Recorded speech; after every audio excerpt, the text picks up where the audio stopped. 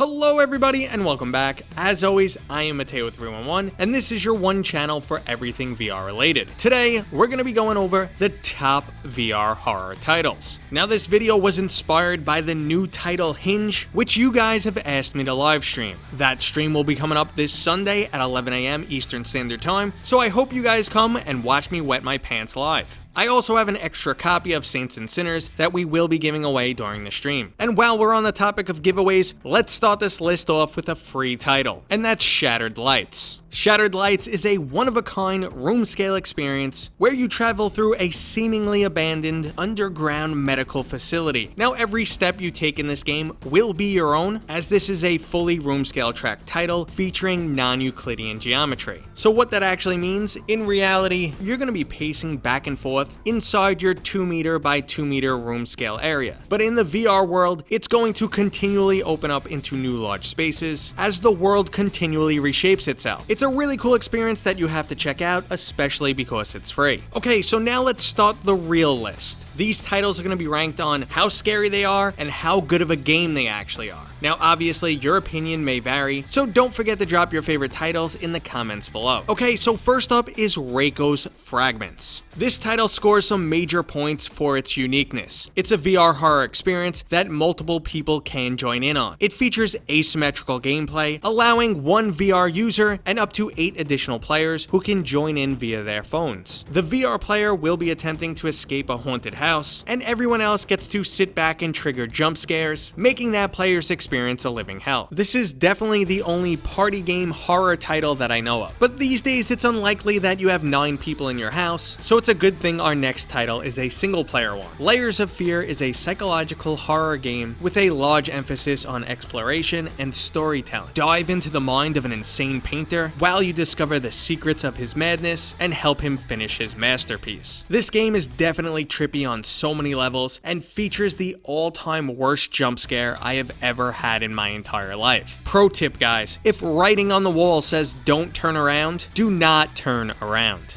Our next title is another psychological horror, which will have you getting lost in the Blair Witch Woods. The Blair Witch starts off as a search for a missing boy, and quickly turns into a journey through your darkest fears. Your character's sanity will quickly decay, and the burdens of his past will continue to manifest. This makes for some compelling storytelling, and some outright creepy scenarios. So if atmosphere and storytelling is what you're after, this is the horror game for you to check out. Now if you're looking for something similar, but with more action, then you have to check out Lies Beneath. Lies Beneath delivers the storyline in comic book fashion. The overall atmosphere is fantastic, and rather just exploring, you're actually taking the fight to some hideous creatures. Now this game turns the creep factor and action up rather quickly. What begins with an ominous car crash quickly turns into a creepy creature-filled trip through the woods. It's a nice change of pace from your traditional walking simulator style horror game. Now if you're looking for something that sits between exploration and action, well then you have to play The Forest. The Forest literally crash lands you on an island full of cannibal mutants. Now your overall goal is to find your lost son, but you'll quickly forget about that as you begin gathering resources and crafting structures. That's right, this is a survival horror title. Now luckily, if this game is too much for you to handle alone, you can invite some friends with online multiplayer co-op. This definitely helps to lower the fear factor and ups the overall fun factor of the game, and unlike traditional linear horror titles, as a survival game, you can play this for countless hours. But let me tell you, when those cannibals start to show up, they are creepy as hell. Another game that's creepy as hell is The Persistence. It's a roguelite journey through a doomed space station. Rather than a crew, this colony is now filled with clone-printed monstrosities. The levels are procedurally generated, giving a unique experience every time you play. You can harness DNA from these creatures to use as a resource in creating new tools, and when you eventually die, you'll be reborn in a freshly printed clone body. This is easily the scariest roguelite title I've ever played, and it's filled with some awesome combat. Now if you're just looking for some really good jump scares, we have the infamous Five Nights at Freddy's Help Wanted. Now this is a haunted animatronic filled collection of mini games in the Five Nights at Freddy's universe. Get stuck in a claustrophobic ventilation system, repair some of those horrific animatronics that might spring to life at any moment, or take on the horrendous role of nighttime security officer. This is a fan favorite title that's so good that even the 1-star reviews say it's amazing. Now the next title's another fan favorite, and that's Phasmophobia. Maybe not quite as popular as Five Nights at Freddy's, but Phasmophobia also has a very strong fan base. It also features unique co-op gameplay that you just can't get anywhere else. It could be equally terrifying and hilarious at times. I've experienced some of my best co-op VR experiences in this title, and also had some of my biggest jump scares. It's fun, strategic, and can be absolutely addicting, as every single experience is different. But variety isn't everything, as we see in our next title, Resident Evil 7. A carefully scripted survival horror title with unforgettable moments is why this game is so high on the list. Now this is a big departure from the over-the-top action that the Resident Evil series was headed in, and this is a bit more like living through the Texas Chainsaw Massacre horror films. But it's still very much a Resident Evil title. It doesn't rely on stealth. Instead, you'll be running away from enemies, looking for items throughout this extremely creepy mansion, and deciding when's the best opportunity to use your very limited ammo. And in between all of that is just some incredibly scripted scenes. It's an absolutely incredible experience that just might happen to be too scary or too gruesome for some people. But the title that rounds it all out, gives us the perfect level of gameplay mechanics, storyline, fear factor, and overall atmosphere, is The Walking Dead Saints and Sinners. The title doesn't rely on jump scares, but you will find a few here and there. The overall atmosphere and time-based scavenging mechanics keep you continually anxious. The storyline allows you to choose different paths, and the overall combat system is absolutely fantastic. Jabbing a blade into a walker's head just never gets old. And if you need a break from the slow, anxiety-filled gameplay, you could change things up with the Meat Grinder DLC, which basically changes this into an action-based wave shooter. For me, this was the perfect horror title. It was scary enough that I continually felt uncomfortable, but never to the point where I shut the game off because I couldn't handle it anymore. I never got bored of the action. I was excited every time I scrounged up enough resources to build a new weapon, and I was genuinely interested in the storyline. Okay everybody, that was the top VR horror titles. I hope I gave you enough information so you can pick which one is right for you. And if you're interested in winning a copy of Saints and Sinners, or seeing how much of a coward I actually am in a horror VR title, come back on Sunday at 11 AM Eastern Standard Time and watch me play the new title Hinge. Now if you enjoyed this video, don't forget to give it a thumbs up, and if you're new here, please consider subscribing. Okay guys, I'll see you on next time.